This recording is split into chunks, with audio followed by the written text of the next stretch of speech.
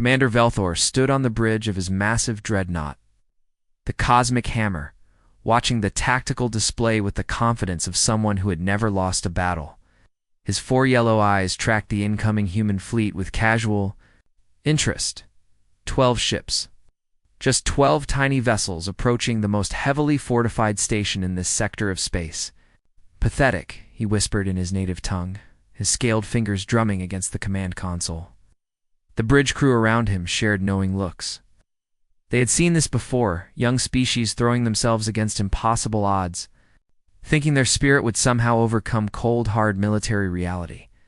The Kepler station hung in space like a metallic spider, its 8 massive arms bristling with enough firepower to vaporize a small moon.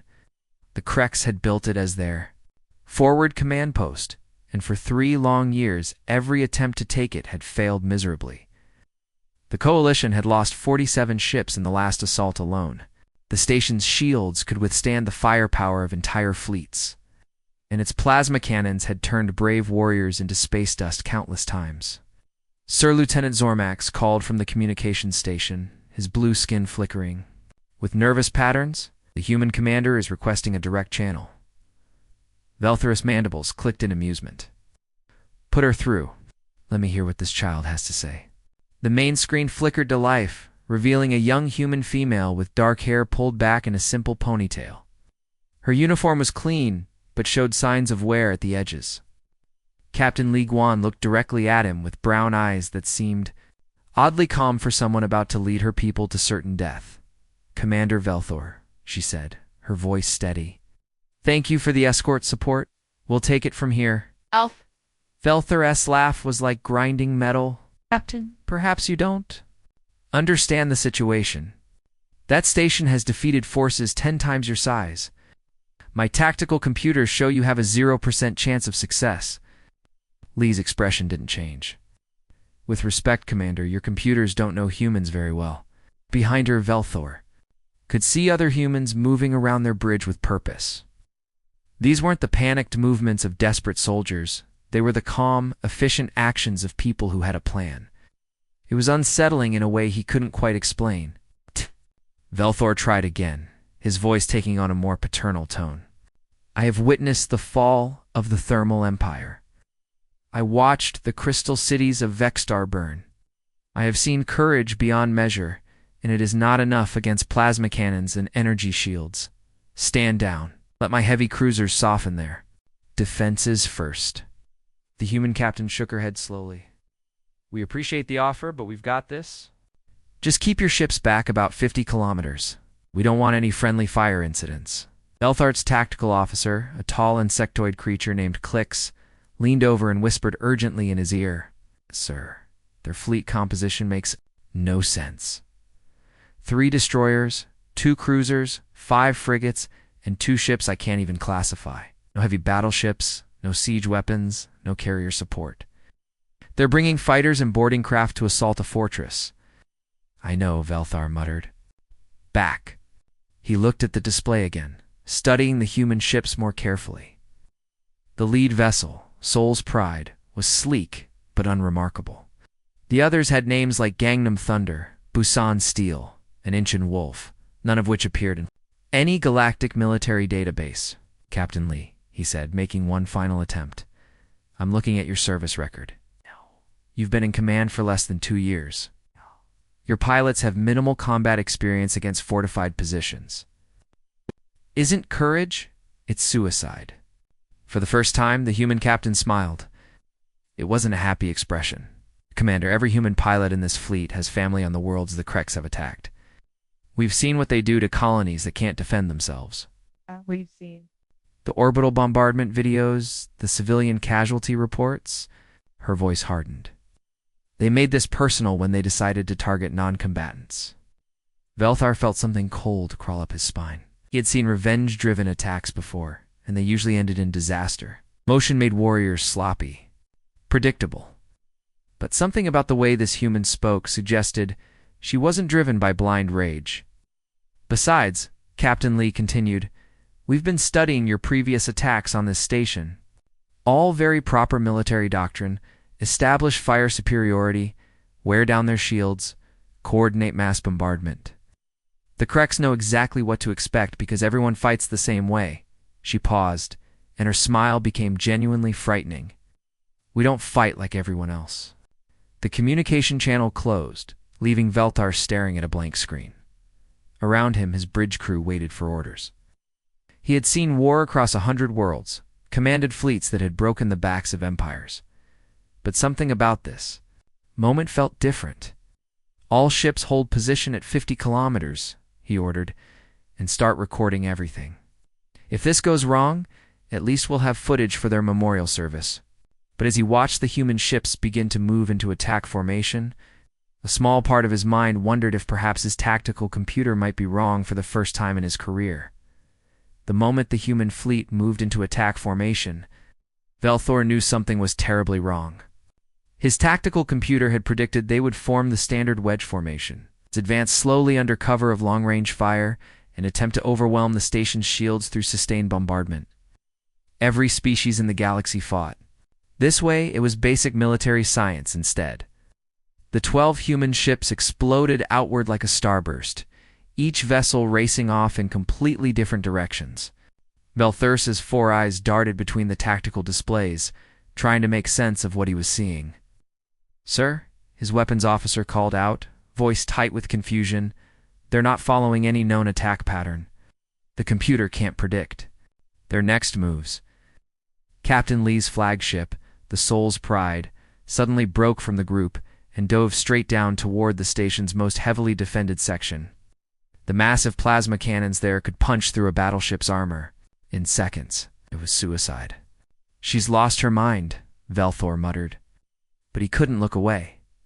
The Kreks gunners, caught off guard by the direct approach, opened fire with everything they had. Brilliant blue plasma bolts streaked through space, each one capable of melting through 3 meters of reinforced hull plating. But the Soul's Pride twisted and rolled through the barrage like a dancer, her engines screaming as she pulled maneuvers that should have torn her apart from the G-forces alone. "How is she still alive?" Lieutenant Zormax whispered from his station. Before Velthor could answer, another human ship caught his attention. Lieutenant Unaris destroyer Taekwondo was spinning end over end through space, its engines firing in random bursts that made it look like a ship completely out of control. The Kreks gunners ignored it, focusing their fire on more obvious threats. That was their first mistake. Hidden in the destroyer's chaotic tumbling was a pattern that Velthar's enhanced tactical mind finally recognized. Every spin, every seemingly random engine burn was positioning the ship for perfect firing solutions on the station's shield generators. The Kreks were so focused on the obvious threats that they missed the subtle ones. "By the stars," Velthar breathed. "They're not panicking. They're hunting." Suddenly, space around the station erupted in explosions. But these weren't the big, flashy detonations of ship-to-ship combat. These were small, precise charges going off in patterns that seemed to serve no purpose. Velthur's tactical officer, Klix, was frantically trying to track the source. "Sir, those explosions are coming from fighter craft, but I can't get a lock on them. They're moving too fast and too erratically." Velthar enhanced the display and finally saw them, tiny human fighters weaving through the station's defenses like metal wasps. Pilot Han Kiwu was leading a squadron of 6 fighters in a dance of death around the massive structure. They weren't trying to destroy anything with their small weapons. Instead, they were placing targeting beacons with surgical precision while flying patterns that made no sense to conventional military thinking. "They're painting targets," Velthar realized. But for what? His answer came from the most unexpected direction. Lieutenant Colonel Bei Hunzik's boarding craft. Small ships designed to carry assault troops were launching from positions that violated every rule of space combat. They used the station's own plasma fire as cover, riding the thermal wake of the energy blasts to mask their approach. When Krek sensors tried to lock onto them, the readings were scrambled by the very weapons trying to shoot them down. "Impossible," Klix chittered. "No pilot has reflexes fast enough to use enemy fire as cover. The timing has to be perfect to the microsecond." But the humans were doing exactly that. As Velthar watched in growing amazement, he saw the bigger picture forming. Every seemingly random action was part of a larger plan that his centuries of military experience had never prepared him for.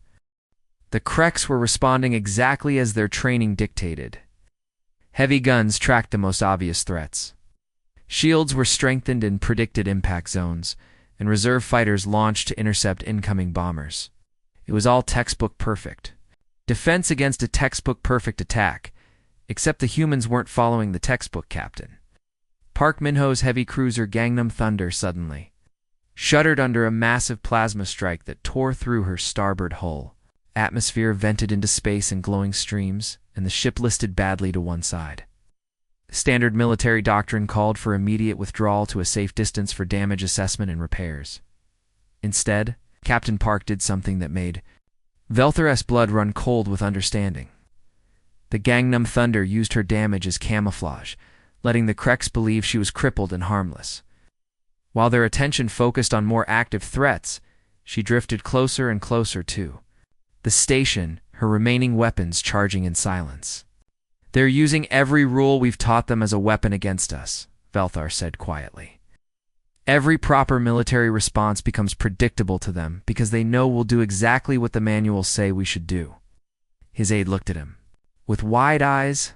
"You mean they're counting on us to fight correctly?" "Not us," Velthor corrected, his voice filled with something that might have been respect or fear. "Them. They're counting on the Kreks to fight by the rules while they throw the rulebook out the airlock." The battle was just beginning, but already Velthor could see the outcome. The Kreks had superior firepower, better shields, and stronger defenses. But they were fighting an enemy that treated military doctrine as a suggestion rather than law. And that made all the difference in the galaxy. The battle had been raging for 20 minutes, when Commander Ogun's voice crackled over the comm channels. Her destroyer, the Busan Steel, was drifting dead in space, its hull torn open by plasma fire and atmosphere bleeding into the void. Any sane captain would have ordered an immediate evacuation. "All ships, this is Commander." Oh, her voice was calm, almost cheerful. "We've lost main power. Life support is failing, and our weapons are offline. Time for Plan Delta." Velthor's blood went cold. It heard whispers of human military plans labeled with Greek letters, but no intelligence agency had ever discovered what they meant. Now, watching the tactical display, he was about to find out. "Commander O," Captain Lee's voice came through the static. "Are you certain there's no coming back from Delta?" "My crew voted," O replied, and Velthor could hear the pride in her voice. 37 votes for Delta, 0 against. "We're going to show these Kreks what happens when you mess with human colonies."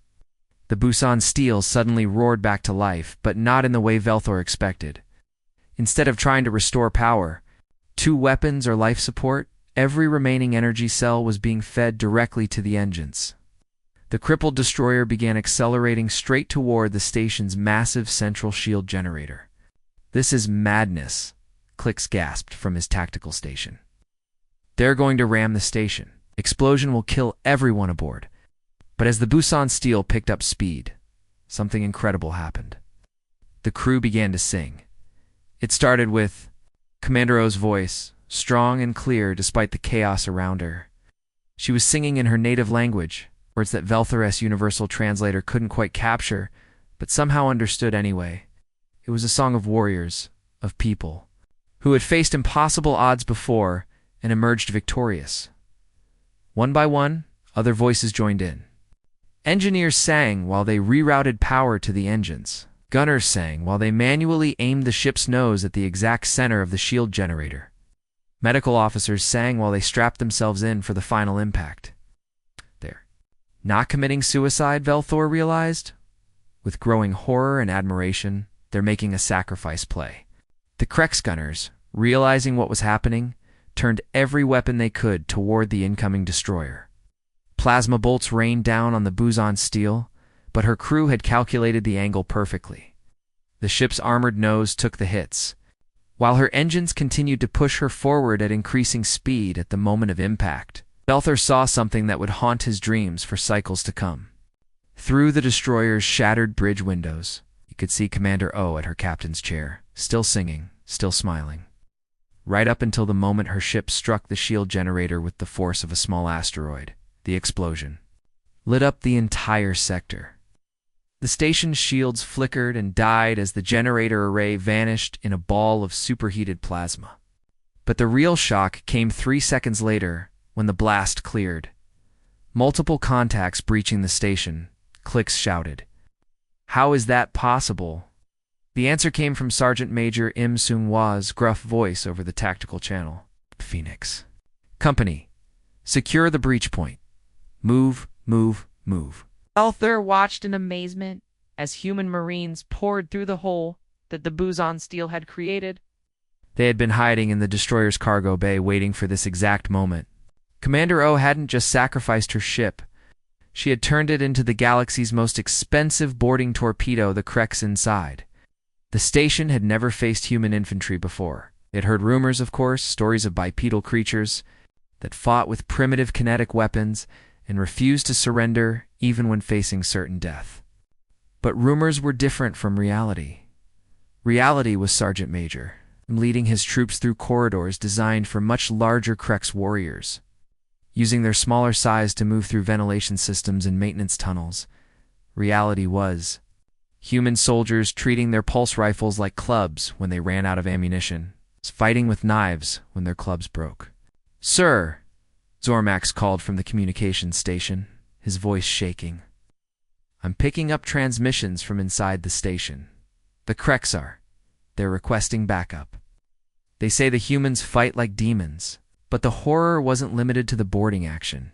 Lieutenant Commander Song Murray's ship, the Incheon Wolf, had been hit so many times that it looked more like floating scrap metal than a warship. Her main guns were destroyed, her engines were failing, and half her crew was working in vacuum. Because hull breaches had vented the atmosphere from 3 decks, any other species would have surrendered or retreated. Instead, Commander Song had her crew manually aiming the ship's backup weapons, using nothing but optical sights and basic mathematics. They were hitting targets that should have been impossible to track, much less destroy. "How are they even functioning?" Belther asked, more to himself than anyone else. His answer came when he intercepted an internal communication from the Incheon Wolf. Commander Song was talking to her engineering chief, Lieutenant Park Jawan, about the damage to their ship. "Lieutenant, we've lost main power to the forward guns." "No problem, sir. We'll run power cables manually. The targeting computer is completely fried. My gunner's trained on manual targeting, sir. We'll use the old-fashioned methods. Half the hull is gone, and we're bleeding atmosphere. Then we'll fight in vacuum suits, sir. The mission doesn't change." Each hit that should have sent them running was treated instead as just another problem to solve. The crew of the Incheon Wolf acted as if the concept of giving up simply didn't exist in their vocabulary. Across the battlefield, the Krex were beginning to panic. They had trained for conventional warfare, where damaged ships retreated, where crews surrendered when faced with overwhelming odds, where military doctrine provided clear responses to every situation. But the humans weren't following any doctrine. The Krex understood. They were improvising, adapting, and turning every setback into a new opportunity for attack. Worse, they seemed to be enjoying themselves, as reports flooded in from across the station. Velthar began to understand why the galaxy had started to fear these strange bipedal creatures from the small blue world they called Earth. It wasn't their technology or their numbers. It was their absolute refusal to accept defeat as a possibility. The Krex were about to learn what happened when an unstoppable force met an immovable object. The humans were both. The moment the station's shields fell, the entire battle changed. What had been a careful dance of strategy and tactics suddenly became a rushing avalanche of destruction that the Krex couldn't stop or even understand. Major Kwon Tae-young's assault team had been waiting for this exact moment. While everyone's attention was focused on the dramatic sacrifice of the Busan Steel, his soldiers had been quietly cutting through the station's outer hull with plasma torches in a completely different section. They moved like ghosts through the maintenance tunnels, following blueprints that human intelligence had somehow acquired months ago. "Bravo, team. We're in position outside the command center," Major Kwon whispered into his comm unit. His voice was so calm he could have been Ordering coffee instead of leading an assault on the most heavily defended room in the sector? The Krex command center was protected by 3-meter-thick blast doors and automated defense turrets that could cut down an entire squad in seconds. Standard military doctrine called for heavy explosives, sustained bombardment, or siege equipment. To breach such defenses, Major Quan used none of these things. Instead, his team had brought something the Krex had never seen before, a device that looked like a simple metal briefcase. When opened, it revealed circuits and wires that seemed almost primitive compared to Galactic standard technology. But when Corporal Kim Hygiene activated it, the station's internal security systems began shutting down one by one. "Oh, what are they doing?" Velthor demanded, watching his tactical display in confusion as the station's defenses went dark. "Sir," Klix replied, his mandibles clicking rapidly. "It appears they're using some kind of electronic warfare device that's completely unknown to our databases. It's not attacking the security systems, it's convincing them that there's a scheduled maintenance shutdown." The blast doors to the command center slid open with a cheerful chime. Major Quan's team walked in as if they owned the place. Krex commanders inside barely had time to reach for their weapons before they found themselves staring down the barrels of human assault rifles. But the real devastation was happening outside. The station. Pilot On Chao Yung had been waiting for the shields to drop. And now her fighter squadron moved like a pack of hunting wolves among the remaining gun platforms. Her ship, the Sol Falcon, twisted through space with impossible grace. Her pilot pulling maneuvers that would have killed most species from the G-forces alone. But humans had evolved on a heavy gravity world and what looked like certain death to other races was just another day at the office for On Cha Yung. Fox leader to all units, her voice came through crisp and professional over the comm channels. "Shields are down. Defenses are scattered. It's time to clean house." The remaining Krex gun platforms tried to track her fighters. But they were designed to hit large, slow-moving capital ships, not small craft dancing through space like metal butterflies. On Squadron picked them off one by one with precision. That bordered on art. Each destroyed gun platform sent shockwaves through the Krex chain of command. They had built this station to be invulnerable, had spent years perfecting its defenses. And now they were watching it fall apart in less than an hour. That's when Captain Li Jiwan's voice cut through all the chaos, casting on every frequency. At maximum power, so that every Krex soldier in the system could hear her clearly. "Attention Krex forces," she said, and her voice carried a weight that made even Velthor's hardened crew go silent. "I am Captain Li Jiwan of the Terran Defense Force. You know our name now, and you'll remember it." She paused, and when she continued, her words were spoken with the quiet intensity of someone delivering a promise rather than a threat. "For the farming colony on Kepler 7 that you glassed from orbit, for the children on New Sol who never got to grow up, for every world you burned, for every family you destroyed, today we show you what happens when you threaten humanity's children." The effect on the Krex was immediate and devastating. Velthor watched his sensors as surrender signals began appearing across the station. Not from strategic positions that had been overrun, but from defensive points that were still fully operational and could have kept fighting for hours. "Sir," Zormax called from communications, his voice filled with disbelief. "We're receiving surrender transmissions from all of them. The entire station is capitulating." It wasn't strategic defeat that broke the Krex. It was something far more fundamental. They were a warrior race that understood death in battle, understood sacrifice for victory, understood even the logic of hopeless last stands. What they couldn't understand was an enemy that treated death not as an end, but as just another tool in their arsenal. The humans had shown them something that violated every military principle. The Krex knew. They had turned certain death into tactical advantage, had used their own destruction as a weapon, and had somehow emerged victorious. Despite taking losses that should have ended their attack before it began, the massive fortress station's lights began dimming. Oh.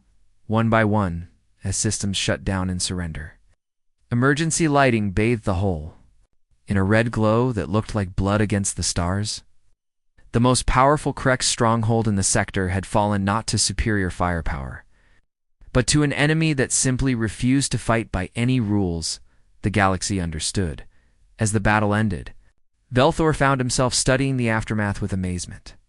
The human casualties were remarkably light, far fewer than his projections had predicted. What had looked like reckless suicide attacks had actually been precisely calculated operations with multiple backup plans and escape routes. The Asterisk boson. Steele's asterisk sacrifice had been real, but even that had been planned with surgical precision. Commander O's crew had volunteered, knowing exactly what they were doing and why it was necessary. Every other desperate move had hidden contingencies that activated only after objectives were achieved. "They're not just brave," Velthor whispered to himself, finally understanding what he had witnessed. "They're brave and smart and completely insane, and that combination is the most terrifying thing in the galaxy." The humans had just rewritten the rules of warfare, and the universe would never be the same. 3 hours after the battle ended, Commander Velthor sat in his private quarters, staring at a blank report screen. In his 2 centuries of military service, he had never struggled to write an after-action report. But how do you explain the impossible to superiors who weren't there to see it? The numbers told one story: 12 human ships against a fortress that had withstood 3 years of siege. Total battle time, 4 hours and 17 minutes. Krex casualties, over 3,000. Human casualties, 11 dead, 30 wounded. The mathematics made no sense according to any military doctrine in the Galactic database. A soft chime indicated someone requesting permission to board his flagship. Velthor Sade appeared on his com screen, looking nervous. "Sir, Captain Li Guan is requesting a meeting. She says it's a courtesy call before they depart for their next mission." Velthor straightened his uniform and made his way to the docking bay. He expected to meet the same confident warrior he had seen on the battle-com channels. Instead, he found a young woman who looked barely old enough to command a patrol ship. Let alone a battle fleet. Captain Li stood at attention as he approached, but Velthor could see the exhaustion in her posture. Her dark hair was pulled back in a simple ponytail, and her uniform, while clean, showed the wear patterns of someone who spent more time working than in ceremonial meetings. Her hands, when she extended one in the human greeting gesture, were calloused from actual labor. "Commander Velthor," she said, her voice carrying none of the battlefield authority he remembered.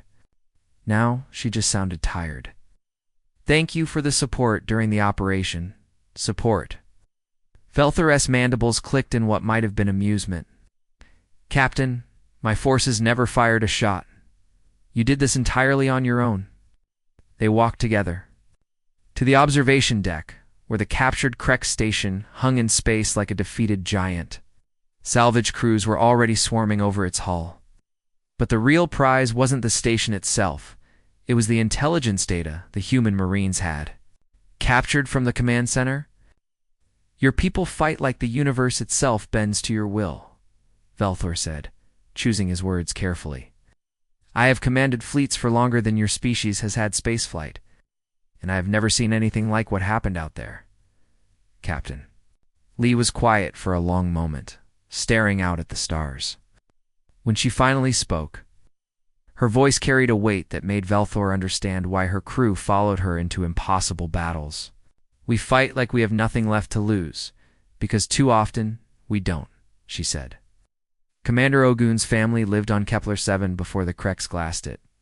Major Kwan's daughter was visiting New Seoul when they hit the civilian shelters. Pilot On's entire home city was turned to ash in the first wave of attacks. She turned to look at him directly, and Velthor saw something in her brown eyes that chilled him to his core. It wasn't hatred or rage, those emotions he could understand. It was a cold, calculating determination that treated personal loss as just another tactical resource to be used. "But we also fight like we have everything to gain, because we always do," she continued. "Every battle we win means fewer human worlds burn. Every enemy we defeat means children get to grow up safe. Every sacrifice we make today means tomorrow's generation might live in peace." Velthor found himself thinking about his own military career. All the battles fought for territory, resources, or political advantage. When had he last fought for something that truly mattered? "Your tactics," he said, still struggling to understand what he had witnessed. "The way you used your own casualties as weapons." turned desperate situations into advantages. No military academy in the galaxy teaches such methods. Captain Lee smiled, but it wasn't a happy expression. We don't learn it in academies, Commander. We learn it by being the smallest, newest species in a galaxy full of things that want to eat us or enslave us or wipe us out entirely. It by being told that humans are too weak, too slow, too stupid to matter. She gestured toward the captured station. The Krex built that fortress using mathematics and engineering and 3,000 years of military tradition. It was perfect, according to every rule of warfare they knew, but they forgot the most important rule of all, which is, rules are just suggestions when your children's lives are on the line. An aide approached and whispered something in Captain Lee's ear. Her expression shifted back into command mode, the moment of vulnerability disappearing like smoke. "We have to go," she said. "Intelligence from the station indicates there's a Krex supply depot 3 systems over. We move fast, we can hit it before they reinforce." As they walked back toward the docking bay, Velfor felt compelled to ask one more question. "Captain, are all human military units like yours?" She paused at the airlock to her shuttle and looked back at him. "Commander, we're not even the scary ones. The Terran Marines would call us soft. The special operations teams would say we take too many prisoners, and the orbital drop units." She shook her head. "Let's just say you never want to see them in action." After her shuttle departed, Velthor returned to his quarters and finally began writing his report. But instead of focusing on tactics and casualty figures, he found himself writing about something else entirely. The humans hadn't just won a battle, they'd introduced a completely new form of warfare to the galaxy. They didn't fight to win. According to established rules, they fought to win despite the rules, around the rules, or by changing the rules entirely. They treated military doctrine as a starting suggestion rather than holy scripture. More importantly, they fought with a desperation that other species couldn't match because they genuinely believed. They were fighting for their survival as a species. Every battle was personal. Every victory was existential. Every loss was a debt that had to be repaid, as he transmitted his report to Coalition Command. Velthor included a final recommendation that he knew would be ignored, but felt compelled. To make anyway, any future conflicts involving human forces should be approached with extreme caution. They do not fight wars, they fight existential struggles, and there is no limit to what they will sacrifice to win. 3 days later, he received confirmation that his report had been filed and largely dismissed as the exaggerations of a commander. Shaken by an unusual tactical situation, the Coalition brass preferred to believe that the humans had simply gotten lucky. Velthar hoped they were right, but he suspected they were about to learn the same lesson the Krex had just learned. The humans didn't just fight battles, they redefined what battle could be, and in a galaxy full of ancient, established powers, that made them the most dangerous species anyone had ever encountered. The universe was about to change, whether it wanted to or not. The end.